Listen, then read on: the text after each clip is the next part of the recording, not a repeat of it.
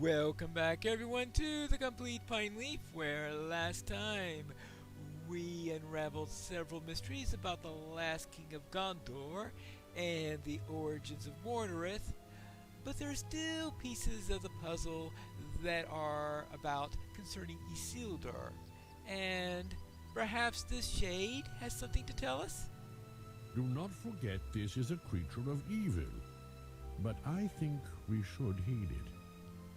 The source of the dread has become visible to us and wishes to confess its crimes. I find that most peculiar, Pineleaf, and I urge that you remain on guard. We are not forget that this is a creature of evil.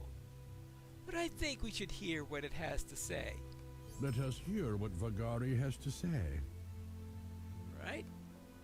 What is this confession of yours? My story begins long ago. So very long ago.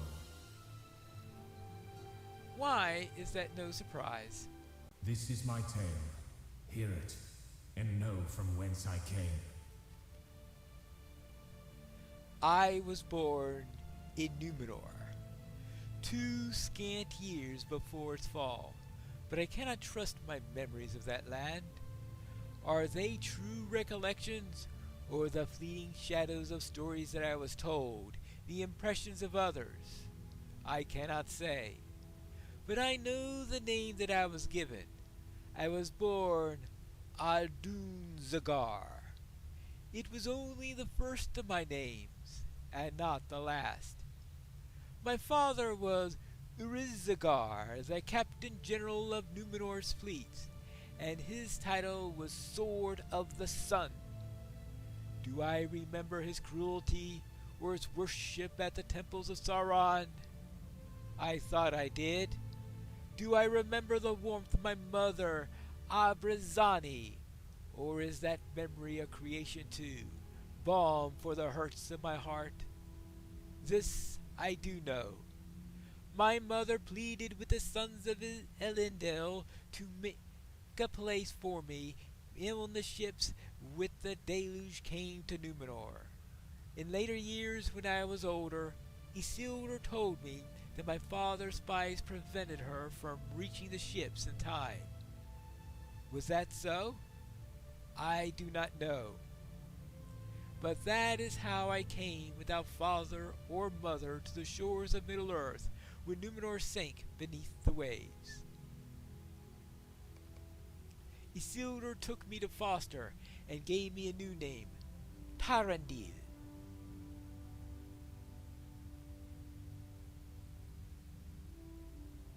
I grew up with his sons, and they were as brothers to me. By the time I was a man, I had won a number of victories on Isildur's behalf. Oh, the stone. Indeed, after the battle of Tarlank's Neck, it was I who accepted the surrender of King Rioch. Alright.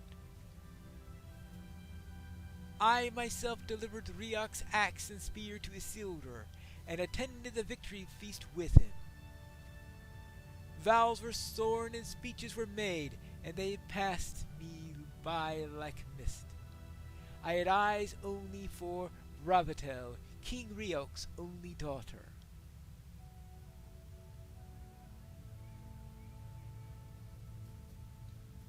Okay, well, interesting.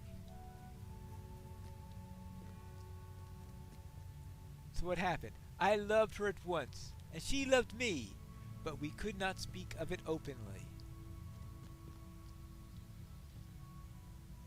Alright, why not? In secret, we plighted our troth before the stone of my foster father set upon Erech. I did her. Why secretly? King Rioch had pledged peace to my people, but he still hated the men of Numenor. Ravatel knew this, but the ways of the heart are not those of the mind. Revealing the truth of our love will destroy the peace between our peoples. So he said nothing. But then Bravatel bore me a son. She named him Hail. All right. So they swore a love oath before the stone of Erech. Well, that's not going to end well. Well, obviously it didn't if he's now this red shade. King Rioch was enraged, for he had certain that his grandson had been born a bastard. But Bravathel soothed his ire with reassuring words. She showed the king that she had been married in secret, not to an invading Númenorian, but to one of his own warriors, who had recently been slain in the battle with orcs.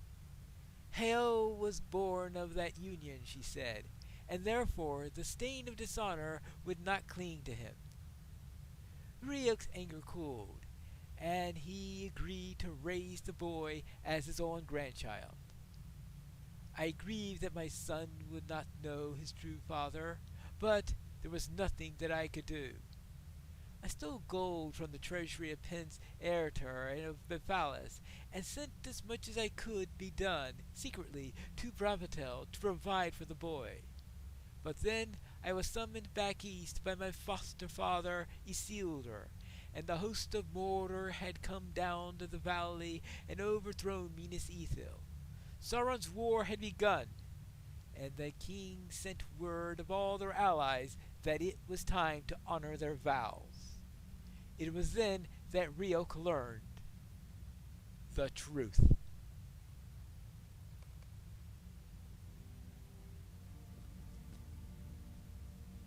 Hael had been born with blue eyes, uncommon but not unknown amongst the wild men. Their eyes sometimes did not darken until they reached the age of 2. But Hael's eyes did not darken, and his pale skin and black hair betrayed his Númenorian blood. Rio confronted Bravatel, threatened to kill her child, and she confessed the truth. She said that she had loved Dunedain, but she would rather die than betray his name. Incensed, Rioch ordered the warriors to set down their spears. He swore eternal enmity with Gondor and declared that he was breaking his oath. The men of the mountain would not fight against Sauron. And so the curse of Isildur was levied against them.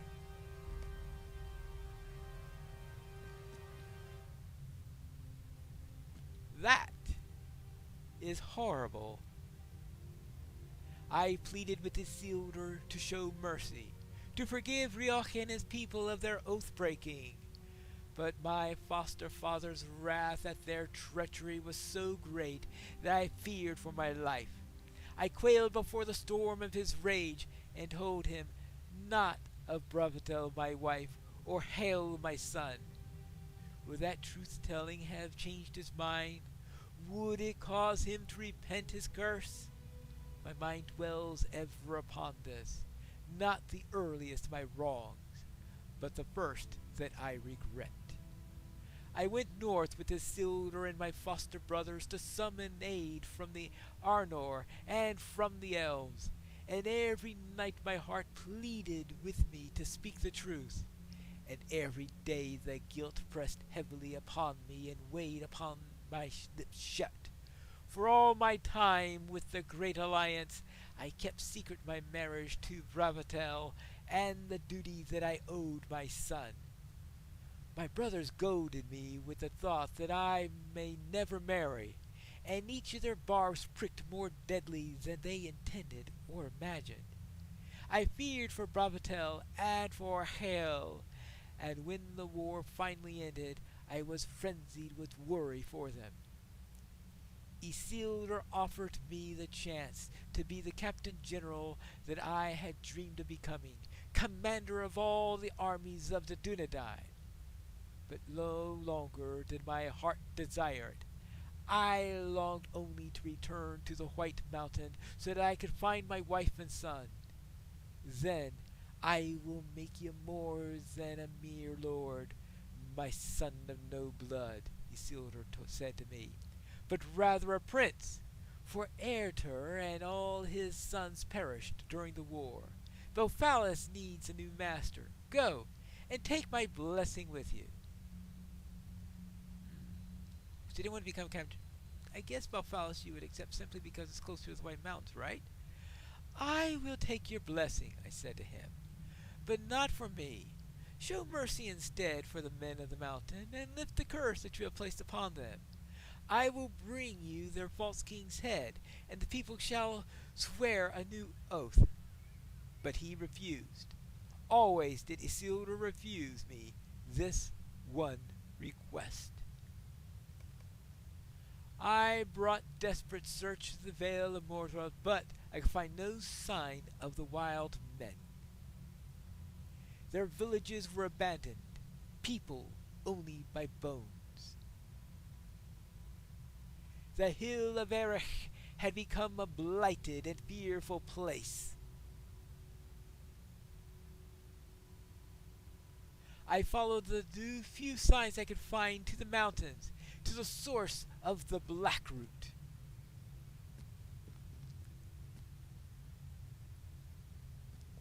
Deep within the darkness of the mountain tunnels, I found that I came too late. The wild men had all died. Some had perished by starvation or by disease. Others had killed one another or themselves. Rioch lay among them, his own sword buried in his heart. But that was not the worst of it. Isildur's curse had taken hold. Run away! I was chased from those tunnels by the shades of Rioch and his household. From the top of the hill of Erech, he howled his rage and fury at me.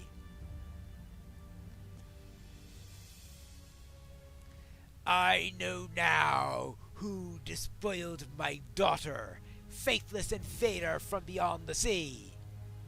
My rage will follow you forever, though I remain bound to pass no further than Erech. You will never be free of it, for my howling anger will pursue you wherever you think to go. But that is the least of the daggers with which he cut thee. This will be the sharpest. There can be no escape for my daughter and her child. You will share my sorrow, detestable thief, for she and the child will remain with me forever. The shade of Tarandil falls silent, overcome with ancient grief. We solved at least one mystery then. The pieces fall into place.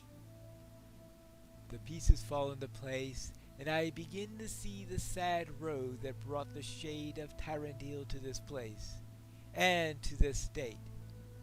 Could he have turned away from this course, and prevented the evil that it will cause? For I guess at the ending, and it is sorrowful, still we must hear it. Tarandil's confession has not yet ended. If he will say more, we must listen. I suppose he will say more, and we have more to listen to. I have more to tell, though it cause me pain. I heed the pain not, for the wounds run deep. There is no part of me that feels them not. Let's hear the rest of this confession. Never before had I known such despair.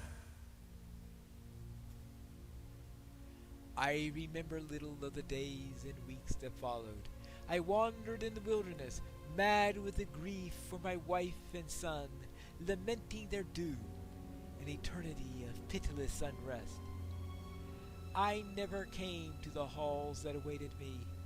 Velfalis was not to be mine, and I cared not.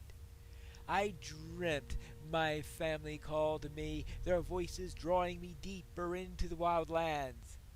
I know not where trod my feet.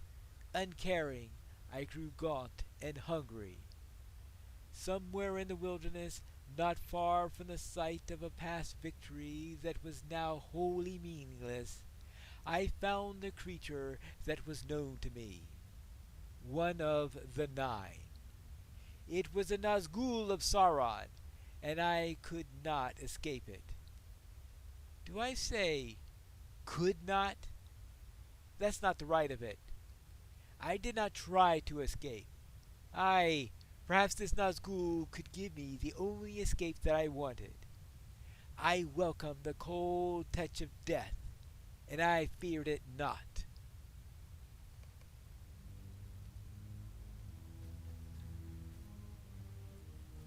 Man of the West, whose sires once hollowed my masters, I offer thee the chance to redeem thyself. My master is unhoused, but yet unbroken. If thou aidest him, if thou bringest him back to power, he can grant thee the greatest desire.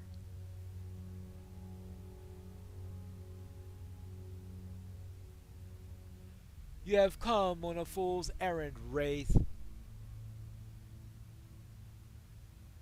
I desire nothing in this world any longer, only death.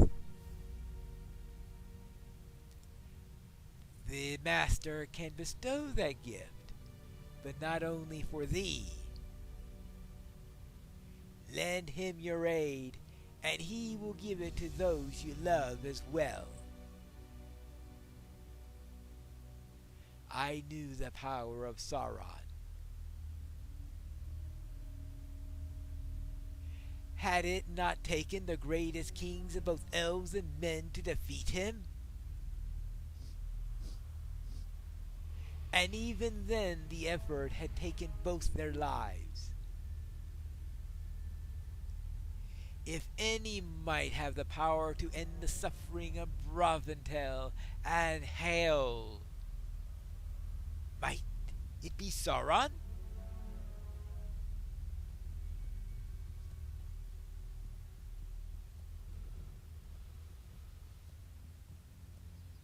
There is something else the Master can offer.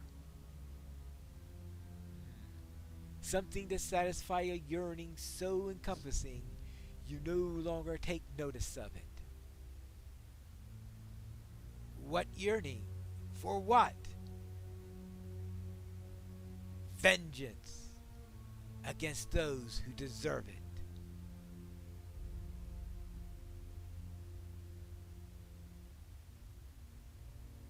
What does Sauron require? The wretch who stole my master's ring must not be allowed to keep it. Kill him and bring it to Mordor, and death will be your reward. Death will be your reward. Well, there are plenty of cases where Sauron makes a deal with something and death is their reward, even though he implied otherwise. I wonder if he succeeded, would he have been made a Gurzil instead, just to twist what he promised. And so I became my father's son after all. By how many twisting paths has Andun Zagar, son of Urizangar, come to this place? The name Tarandil no longer suited me, but I knew I needs must wear it a little longer if I was to fulfill my bargain with the Blade of Lebanon and his master. I returned from the wilderness, gaunt and haggard, but with new-found purpose. I returned to Minas Ithil just as my foster father Isildur prepared to depart for Numenus to claim his father's Elendil's throne. They delighted to see me again, for they feared my death in the wilderness. The falsehoods came back more easily to me than they once did. I told Isildur and my brothers that I had been waylaid and wounded by orcs on the road, left to die by one of the raiding parties. That would have been the end, I said to them, but for Orhoth, the men of the mountain. They rescued me and nursed me back to health. For that they have my gratitude. I tell you truth, I would count their broken oaths repaired by this deed. Still trying to get still trying to get their forgiveness on this. It's a bit late on that, isn't it? They're all dead now, aren't they? Well, let's see what Isildur has to say about that. I am glad of the service to you, Tarandil, son of no blood, but their betrayal remains beyond pardon. This treachery cannot now be redeemed, no matter how dear to me the subject of their aid. But let us not dwell upon the oath-breakers. It brings me no happiness to speak such faithless traitors, not on such a joyful occasion as this, your return from the wild and from the dead. I understand it that you don't wish to take the western road again so soon. The change of heart that brought you hither to Minas Ithil is understandable, and if it is your wish that I will not push you to return to Belfalis, come with us instead to the northern road, and if you are hale and hearty enough for the journey. Well, just what he wanted, isn't it? Just what he wanted. Say, what do you say, Tarandil? Don't throw me into the briar patch. Aye, father. I will go with you on that road.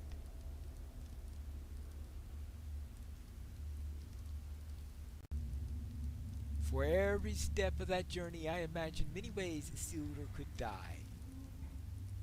But I would not need to escape with the ring, and he was always surrounded by knights. That is when I saw the orcs. At dawn I crept from the camp and slipped away. Yes?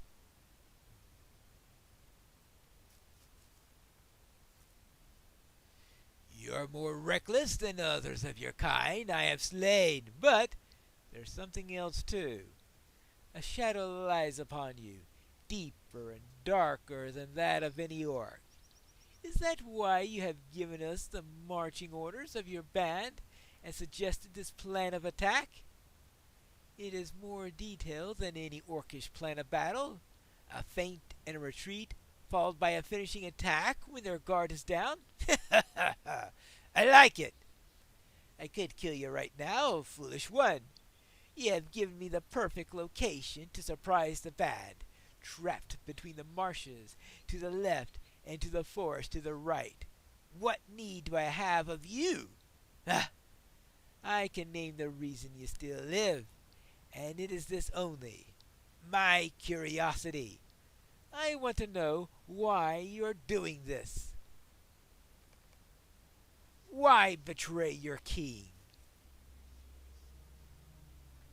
Because he deserves death. I ask for only 3 things. Oh? First, my life. Well, I suppose so. Second, escape. His plan was death anyway, so I guess if they betray him, he still gets that. And the third? His body.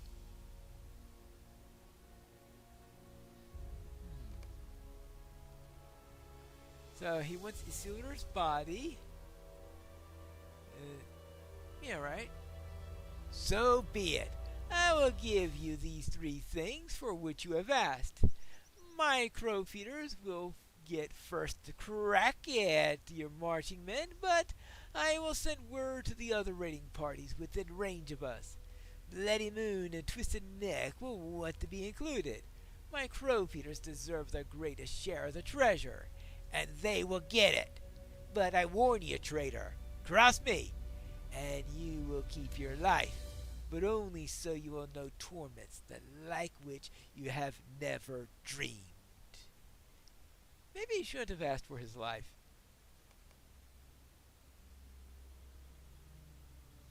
Well, he got his torments like he never dreamed, that's for sure. I resolved to stay as near to Isildur as I could, without arousing suspicion. When he fell beneath the blades of the orcs, I needed to ensure that I could take the ring from his body before the orcs seized it for themselves. A traitor sees treachery everywhere, and I did not trust Gernach. Well, I guess that's sensible. 1 hour after meeting with the crow feeders, I was back to the camp with my sword sheathed at my side. No one had missed me. My treason remained a secret. Once again, the shade of Tarandil falls silent. Now we know who betrayed Isildur and why. But what went wrong with this plan?